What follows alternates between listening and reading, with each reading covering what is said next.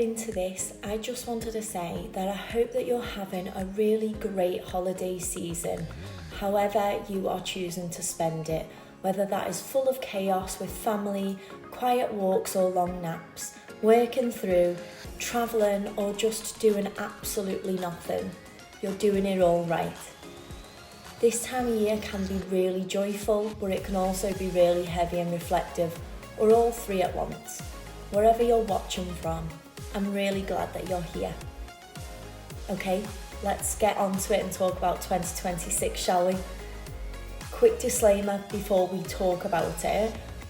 I am not interested in yet another year of doing more, proving more, performing productivity like it's an Olympic sport. So if your 2026 vision is be busier but somehow happier, I love you. But this video might gently annoy you. This is for the girls who are quietly brilliant, consistently capable, and somehow still absolutely knackered. Today, I am sharing my 3 big goals for 2026. Not 10, not 20, not a colour-coded spreadsheet with cute vibes, although we do love the cute vibes. This is going to be 3 goals that will genuinely shape how I work, lead and live. And if you take nothing else from this video, take this. If everything is a priority, nothing really is. So why only 3 goals? I hear many of you saying. So for so many years, I thought ambition looked like piling things on. More goals, more projects, more, yes, of course I can do that, said through slightly gritted teeth. Another disclaimer, I've got a superhero complex and I just want to help everyone. But here's what I've learned, mostly the hard way. Clarity beats the chaos every single time. So in 2026, these 3 goals are going to be my filter. If something doesn't move one of them forward, it's a no. Even if it's a great opportunity, even if it flatters my ego, even if the old version of me would have leapt at it and figured out the burnout later. All right, let's get into them, shall we? My first big goal for 2026 is this: to build visible, credible leadership, not just competence. And if that sentence made you feel slightly uncomfortable, welcome, same. Because so many of us, especially us girlies, are taught that if we just keep our heads down and do great work, someone's going to notice. And sometimes they do, but they don't always credit you, and they definitely don't always promote you. So in 2026, I am officially done being the best kept secret in the room.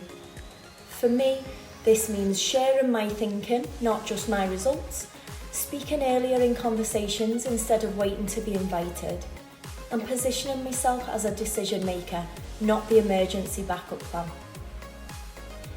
In real life, that looks like 1 visible contribution every week. A post, a perspective, a conversation, nothing fancy, just consistent. That's 1 strategic relationship nurtured every quarter, and at least 1 leadership opportunity that I'm going to say yes to before I feel 100% ready. Because let's be honest, 100% ready is a myth, a polite delay tactic that we all tell ourselves, all in good lighting. The boundary attached to this goal for me, I am no longer shrinking my ideas to make other people feel more comfortable. So if this is landing for you, ask yourself, where am I already credible, but still invisible? Goal number 2 is one that I wish I'd taken seriously years ago. Protect my energy like it is a business asset. Because here's the truth no one tells you early enough. You don't burn out because you're weak. You burn out because you're capable and available. In 2026, my energy is not up for casual access. Practically, this means designing my weeks instead of reacting to them, not being permanently reachable, treating rest as preparation, not recovery. So here's what I'm actually doing.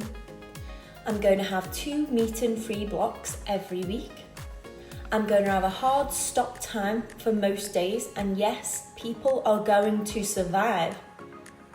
I'm going to have 1 non-negotiable personal ritual that protects my nervous system and my joy. And here's the mindset shift that changes everything. Urgency is not the same as importance. Just because something's loud doesn't mean it deserves your best energy. The boundary attached to this goal, I will no longer reward chaos with my best self. If you're watching this thinking, I honestly can't remember the last time I wasn't tired, ask yourself, what drains you weekly that we've just come to normalise? Food for thought. My third goal for 2026 is increase leverage, not just the effort. Because effort alone is a terrible long-term strategy, trust me. In 2026, I'm going to be asking, does this actually move the needle, or does it just keep me busy and agreeable? We've all been there. Practically, that looks like 1 income, scope or progression conversation per quarter, clear criteria for what I say yes to professionally, and quarterly reviews where I'm going to ask what created the impact and what just created the motion. And here's the uncomfortable part. I am no longer over-delivering without a strategic return. Say it louder for the girls at the back. Not out of bitterness, but out of self-respect. The boundary attached to this goal, I stop giving 100% where I'm consistently getting 30% back. So ask yourself, where am I pouring excellence into something that doesn't actually serve my future? Interesting. So, I am creating a decision filter that I'm going to use for every decision in 2026, and you can hold me to it. Before I say yes to anything, I'm going to ask, does it increase my visibility or impact? Does this protect or drain my energy? And does this build long-term leverage? If it's a no to all 3, it's a no. Not a dramatic no, not a guilty no, just a calm, grounded, grown-ass woman no. These goals aren't flashy. They won't make great vision boards, but they will quietly change everything. 2026 doesn't need a more exhausted version of me. It needs a more anchored me. If this has helped, pause the video, go grab a notebook and choose your 3, not 10, not someday, 3, now. And if you're ready to do this year differently, not louder, not harder, but more intentionally, you're in the exact right place. If you have made it this far, thank you. That tells me that this conversation has resonated, and I don't take that lightly.